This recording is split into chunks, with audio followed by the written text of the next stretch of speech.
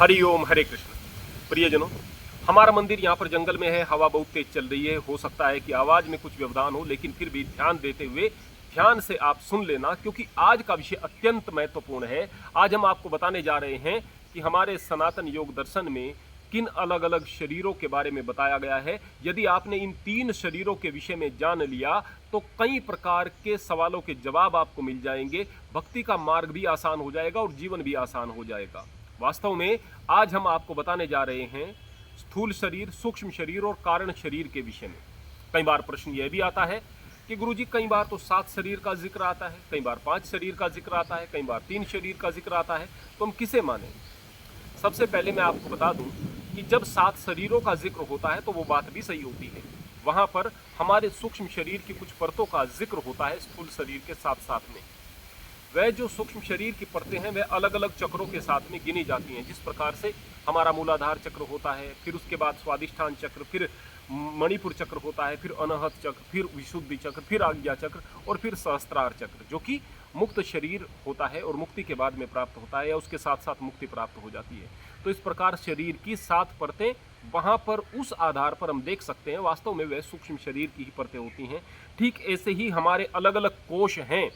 ये जो अलग अलग कोश हैं हमारे, अन्नमय कोश, प्राणमय कोश, मनोमय कोश, विज्ञानमय कोश और आनंदमय कोश, यह भी हमारे सूक्ष्म शरीर की अलग अलग परतों के बारे में विवरण दे रहे होते हैं। इस आधार पर हम 5 शरीर कह देते हैं, लेकिन वास्तव में ये 3 शरीर ही होते हैं। इन 3 शरीरों को समझने के बाद में आपके बहुत सारे सवालात जो हैं उनका जवाब आपको मिल जाएगा।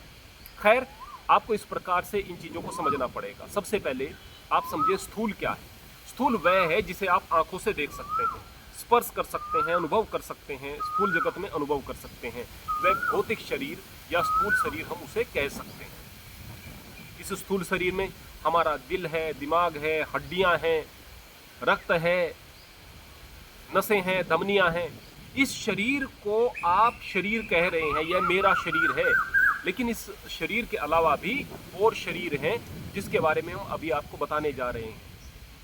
ये जो नाड़ियां होती हैं, जो 72,000 नाड़ियां हैं, और उसके बाद में आपको समझाने के लिए कम से कम 3 नाड़ियों का जिक्र किया जाता है, इड़ा, पिघला और सुषुम्ना नाड़ी का। ये नाड़ियां सूक्ष्म शरीर का हिस्सा है, न कि स्थूल शरीर का हिस्सा। अब आप इसको इस प्रकार से समझ सकते हैं। जब आप संसार से जाते हैं, मृत्यु हो जाती है, तो उस वक्त आपके स्थूल शरीर को अग्नि को समर्पित कर दिया जाता है, जला दिया जाता है। तो फिर आगे स्वर्ग में कौन जाएगा? आगे नरक में कौन जाएगा? आगे की यात्रा कौन करेगा? आगे अगले जन्मों में कौन जाएगा? अलग अलग संस्कृति यहाँ पर यह भी कह देती हैं कि दोबारा जिंदा कर दिया जाएगा, क्योंकि उनका ज्ञान बहुत सतही होता है, बहुत बारीक स्तर पर चीज़ों को वो नहीं सोच सकते। दिक्कत नहीं, वहाँ पर भी कोई दिक्कत नहीं, उस मान्यता के साथ लोग चल रहे हैं, दिक्कत नहीं। लेकिन हम यहाँ सनातन के विषय में बात कर रहे हैं। सनातन बहुत गहरा ज्ञान देता है। वास्तव में यहाँ पर बताया जाता है कि आत्मा को न आग जला सकती है, न वायु सुखा सकती है, न जल इसको गीला कर सकता है, न इसको शस्त्र काट सकता है। यह सारी चीजों के अनुभव से परे है, सुख दुख से परे है। तो फिर यह नरक में जाकर के किस प्रकार दुख पा सकती है और स्वर्ग में जाकर के सुख किस प्रकार पा सकती है? यह तो एक रस चीज जिसे आप कह सकते हैं वह है, एक रस तत्व जिसे कह सकते हैं वह है, इसमें कोई दूसरा रस नहीं। तो फिर मरने के बाद में, इस शरीर के समाप्त होने के बाद में स्वर्ग नरक आदि में क्या जाता है, क्या आगे जन्म जन्मांतरों में भटकता है? वह है आपका सूक्ष्म शरीर। यह जो स्थूल शरीर है, जिन ऑर्गन्स को आप देख पा रहे हैं, इनके अलावा बहुत सारी ऐसी चीजें हैं जो कि नहीं देखी जा सकती, लेकिन हैं। यानी जब व्यक्ति मर गया है तो शरीर से ऐसा क्या निकल गया जिसकी वजह से उसकी मौत हो गई, जबकि उस शरीर को देखें तो वह अभी भी हट्टा कट्टा पड़ा हुआ है। जवान व्यक्ति मर गया है, उसका हार्ट अटैक हो गया है, अभी भी पड़ा है। क्या निकल गया? वह कौन सी ऊर्जा निकल गई? वह आत्मा कहाँ थी? उसका रंग कैसा था? विज्ञान उसे नहीं देख सकता। अब मेरे मन में ये बात चलती है, मेरे मन में ये विचार चलता है, इस मन को किसने देखा? मेरा मन इस चीज को कर रहा है, ये किसने देखा? मन भी किसी ने नहीं देखा, लेकिन मन के होने से इनकार नहीं किया जा सकता। ये सारी चीजें सूक्ष्म शरीर का हिस्सा होते हैं। सूक्ष्म शरीर आपके विचारों से बनता है। आप जिन चीजों को पढ़ते हैं, जानने की कोशिश करते हैं, आप स्वाध्याय करते हैं, उस स्वाध्याय से बनता है। आप जिस प्रकार की भावनाओं को हर वक्त अपने अंदर संजोए रहते हैं, उन भावनाओं से बनता है। यह स्थूल शरीर भोजन से बनता है, क्योंकि इसका निर्माण भोजन से हुआ है, इसलिए आजीवन भोजन मांगता है। सूक्ष्म शरीर, इसका निर्माण विचारों से हुआ है, तो आजीवन यह विचार मांगता है। अब विचार आप इसे अच्छे देते जाएंगे तो इसकी क्वालिटी बेहतर होती चली जाएगी, और विचार गलत देंगे तो इसकी क्वालिटी खराब होती चली जाएगी, इसका स्वास्थ्य खराब होता चला जाएगा। जिस तरह से आप स्थूल शरीर पर काम करते हैं, स्थूल शरीर पर काम करते हुए स्थूल शरीर को हट्टा कट्टा बना लेते हैं। आप व्यायाम करते हैं, सही खान पान करते हैं, अनुशासित जीवन जीते हैं, ब्रह्मचर्य का पालन करते हैं, संयम में रहते हैं, कठोर व्यायाम आदि करके, कठोर कसरत इत्यादि करके शरीर को बहुत सुंदर बना लेते हैं, सुडौल बना लेते हैं। उसका लाभ क्या होता है? लाभ यह होता है, बीमारियों से आप बचते हैं, आपकी क्षमताएं बढ़ती हैं, आप में आत्मविश्वास आता है, बहुत सारे आपके काम होने लगते हैं, यह लाभ होते हैं। ठीक ऐसे ही जब आप अपने सूक्ष्म शरीर को स्वस्थ बना लोगे तो उसके भी लाभ होंगे। आपका मन प्रसन्न रहेगा, आपका आत्मविश्वास और ज्यादा बढ़ेगा, आप बौद्धिक स्तर से बहुत आगे पहुंच जाएंगे, आपको आंतरिक सुकून मिलेगा। तो इस सूक्ष्म शरीर पर जब आप काम करेंगे तो इसके भी लाभ आपको मिलेंगे। ठीक ऐसे ही एक तीसरा शरीर होता है जिसको कहते हैं कारण शरीर। कारण शरीर यह सूक्ष्म शरीर से भी सूक्ष्म होता है। सूक्ष्म शरीर का उदाहरण ऐसे दिया जा सकता है, उदाहरण जैसे कि यह सूक्ष्म शरीर से भी सूक्ष्म होता है।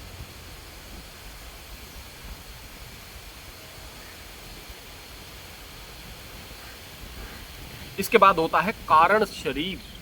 यह सूक्ष्म शरीर से भी सूक्ष्म होता है। यह कारण शरीर आपके द्वारा किए गए कर्म, जीवन में जो आप कर्म करते हैं और मन लगा करके कर्म करते हैं, और जिन भावनाओं के साथ, जिन विचारों के साथ कर्म करते हैं, उनसे बनता है। यानी जिन कर्मों को आप मन लगा करके कर रहे हैं, उन कर्मों से आपका कारण शरीर बन रहा है। कारण शरीर का क्या कार्य है? यह आपके सूक्ष्म शरीर को आगे तक यात्रा कराता है, स्वर्ग आदि में लेकर जाएगा, उसका कारण बनेगा। यह शरीर अत्यंत सूक्ष्म होता है, आपके कर्माशयों से बनता है। आप जो शुभ अशुभ कर्म करते हैं उससे यह बन रहा है। आगे की यात्रा यह कारण शरीर करा रहा है। यह कारण शरीर आगे आपको मनुष्य आदि की योनि दे सकता है। यह कारण शरीर आपको पशु आदि की योनि तक लेकर जा सकता है, नरक तक लेकर जा सकता है।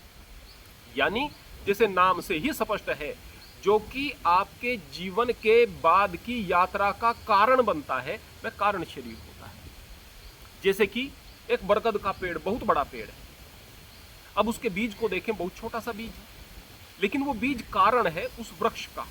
क्या केवल उस वृक्ष का? नहीं, उस बीज के अंदर एक असंख्य पेड़ों की श्रृंखला छिपी हुई है। इस धरती को पूरे बरगद से वह पाट सकता है, इतनी क्षमता उस बीज के अंदर छिपी हुई है। कितना छोटा है, लेकिन अगर उसको धरती में बो दिया जाए, वह एक पेड़ बन करके बड़ा हो जाए, उस पर कितने सारे बीज लगेंगे, उनसे कितने सारे वृक्ष, फिर उन पर कितने बीज, कितने सारे वृक्ष। उसका कारण क्या था? वह छोटा सा बीज। उस छोटे से बीज का प्रभाव इतना बड़ा कि अपने अंदर जंगल को समेटे हुए है। ठीक ऐसे ही आपका यह जो कारण शरीर होता है, यह सूक्ष्म शरीर से भी सूक्ष्म भले ही हो, लेकिन यह आपको जन्म जन्मांतर तक की यात्रा करा सकता है, आपको आगे के शरीर देता है। आगे आपको मनुष्य का शरीर मिलेगा या पशु का शरीर मिलेगा, या फिर आप स्वर्ग नरक इत्यादि में जाएंगे, उसका फैसला तो यही कर रहा है ना। मान लिया मनुष्य का शरीर बन गया, तो मनुष्य के शरीर का कारण क्या? सूक्ष्म शरीर। मनुष्य का शरीर पाकर के आपने अच्छी शिक्षाएं ली, अच्छी शिक्षाएं लेकर के आपने अच्छे विचारों का पालन करते हुए अपने सूक्ष्म शरीर का निर्माण अच्छाई के साथ कर लिया, तो सूक्ष्म शरीर का निर्माण भी उस कारण शरीर के कारण हुआ है।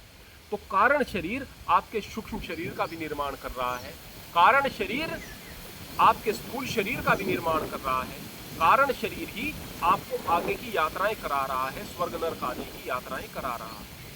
तो ये बात समझ में आ गई। अब इस बात को भी समझना पड़ेगा कि यदि आपने वासनाओं से भर करके जिंदगी जी है, अगर आपने व्यभिचार से भर करके जिंदगी जी है, अगर आपने दुराचार से भरकर जिंदगी जी है, तो फिर आपका यह कारण शरीर उसी प्रकार का बन गया। कारण शरीर जब हम पैदा होते हैं तब भी हमारे साथ में होता है। उस समय वह कारण शरीर जो है हमारे पहले के जन्मों के संस्कारों, भावनाओं, विचारों और कर्मों के कारण बना हुआ होता है। लेकिन जब व्यक्ति संसार में आकर के शुभ अशुभ कर्म कर रहा होता है और पहले के कर्मों की सजा भोग रहा होता है, तो पहले के जो कर्म हैं सजा भोगने के कारण वह साफ हो रहे होते हैं, इरेज हो रहे होते हैं और वहां पर नए संचित कर्म आपके लिखे जा रहे होते हैं।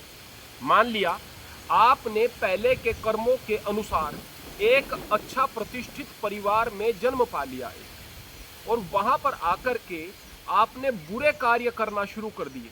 अब पहले के कर्मों के कारण आपको अच्छा स्थान तो मिल गया, लेकिन आप सुख भोग करके पुराने कर्मों को तो मिटा रहे हैं, उन अच्छे कर्मों को तो मिटा रहे हैं, उन सुखों का उपभोग करके, जो कि पहले के संचित कर्मों के कारण आपको मिल गए।